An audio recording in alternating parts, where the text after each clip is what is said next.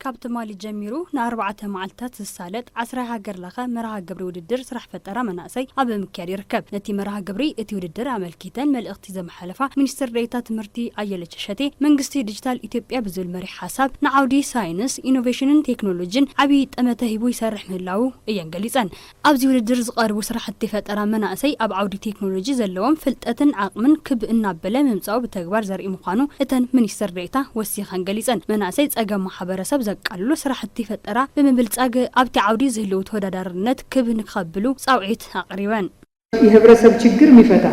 የማህበረሰቡን ችግር የሚፈታ ውጤት እስከመጣ ድረስ ጸገም ማህበረሰብ ዝፈትሕ ውጽኢት ዘምጽእ ስራሕ ፈጠራኹም ሃገር ንቅድሚት ክትስጉም ዘኽእል እዩ ከም ሃገር ተወዳዳሪ ምዃን ዘኽእል ዜጋታት ብሰርሕዎ ውጽኢት ፈጠራ እዩ ብምዃኑ ጀመርኹምዎ ብዝበለጸን ክትሰርሑን ፈጠራኹም ንክትዕብዩን ሓደራ ክብል ፈቱ ፈጠራችሁን እንድታሳድጉት በዚህ አጋጣሚ አደራ ልላችሁ ፈልጋለሁ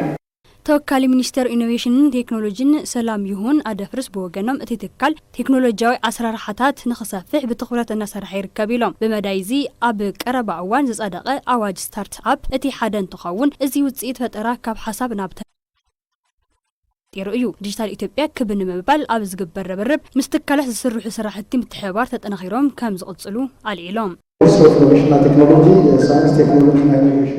ሚኒስትር ሳይንስን ቴክኖሎጂን ባህል ሳይንስ ቴክኖሎጂን ፈጠራን ኣብ ሃገርና ንከዓቢ ብሓላፍነት ዝሰርሕ ትካል እዩ ኣብ 2022 ፖሊሲ ሳይንስን ቴክኖሎጂን ብምኽላስ ዳግማይ ኣውፅኡ እዩ ቀንዲ ትኹረት ፖሊሲ ንዓውዲ ሳይንስን ቴክኖሎጂን ፈጠራን ዝኾነ ሓይሊ ሰብ ምብቃዕ እዩ እዚ ከም ሃገር ብዝወፀ ፖሊሲ ክምራሕ እዩ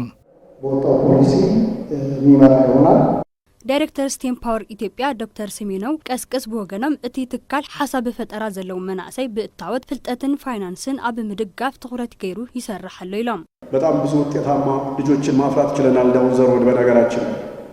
ዝም ብሎ በየአመቱ እየመጡ ተሸልመው ብርክት ዝበሉ ፈጠርቲ መናእሰይ ኣፍሪና ኢና በብዓመቱ እናመፁ ተሸሊሞም ዝኸዱ ጥራሕ ኣይኮኑን ዘለውና በዚ ማዕቀፍ ዝሓልፉ ናይ ባዕሎም ትካል ዝኸፈቱ ብኣማይቲ ዝቁፀሩ መናእሰይ ብምቁፃር ዝሰርሕ መናእሰይ ኣለውና ከምከማኹም ኣብ 4ን 5ን 6ን ዝተሳተፉ መናእሰይ ኣብዚ ሶፍትዌር ምምዕባል ፍርያት ሃርድዌር ናይ ዓለም ለኸ ዕዳጋ ቀረብ ዝገበሩን ንዓበይቲ ትካላት ብምስዓር ዝተፈላለዩ ፕሮጀክታት ዝሰርሑ ኣለውና ስለዚ ናብዚ መፂኹም ተወዳዲርኩም ተሸሊምኩም ንክትኸዱ ጥራሕ ኣይኮነን ካብቲ ሽልማት ንላዕሊ ከም ምዃኑ ክትርድኡ ኣለኩም